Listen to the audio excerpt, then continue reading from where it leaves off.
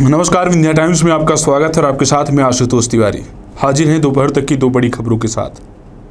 जब अचानक मौसम करवटें लेता है, जब तेज़धार मूसलाधार बारिश होती है और या कहे तो एकदम से कम बारिश होती है, अकाल जैसी स्थिति होती है, सूखा पड़ता है, तो इन सभी प्राकृतिक आपदाओं में सबसे ज़्यादा यदि किसी को नुकसान होता है तो वो है किसान। मध्य प्रदेश के दमोह जिले में अचानक मौसम ने करवटें बदली और जिले के कई क्षेत्रों में अचानक जोरदार बारिश हुई। इस बारिश के साथ साथ आकाशीय बिजली भी गिरी। मंगलवार को आकाशीय बिजली गिरने से जिले के 3 अलग अलग थानों क्षेत्र 7 लोगों की मौत का मामला सामने आया है। दमोह जिले के अलग अलग क्षेत्रों में किसानों ने अपनी जान गंवा दी। बिजली गिर गई अचानक से और उनकी मौत हो गई। उनमें से अधिकतर जो किसान थे वो खेत की कटाई कर रहे थे या कि अपने खेत को संवारने का काम कर रहे थे, जिससे एक अच्छी उपज तैयार हो, वो अच्छे से कटाई कर सकें। तेजगढ़ थाना क्षेत्र के लमती गांव में खेत में तिल फसल काट रहे एक ही परिवार के 4 लोग आकाशीय बिजली की चपेट में आ गए, जिनमें से सावित्री यादव, उनके पति लखन यादव हैं और छोटा बेटा नरेंद्र यादव की घटनास्थल पर मौत हो गई। वहीं बड़े बेटे छोटू का गंभीर हालत में उपचार चल रहा है। इतना ही नहीं, इन्हें जो लोग और भी घायल हुए थे उन्हें आनन फानन में दूसरे अस्पताल में ले जाया गया, जिनका उपचार जारी है अभी भी। तो वहीं दूसरी ओर 55 वर्षीय व्यक्ति की खेत काटने से एक जगह और मौत हुई है। पटेहरा थाना क्षेत्र अंतर्गत सतरिया गांव में भी बकरी चराने गए एक व्यक्ति की अचानक मौत हुई है। हमारा अन्नदाता किसान अपने खेत को संवारता इसलिए है क्योंकि वो एक अच्छी उपज तैयार कर देशवासियों का पेट भर सके।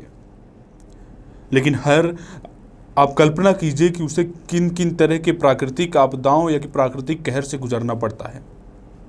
अब रुक करते हैं दूसरी खबर की ओर। यह खबर कोरोना वायरस से जुड़ी हुई है। कोरोना वायरस जितनी तेजी से अपने पैर पसार रहा है, उससे अब हैरानी हो रही है।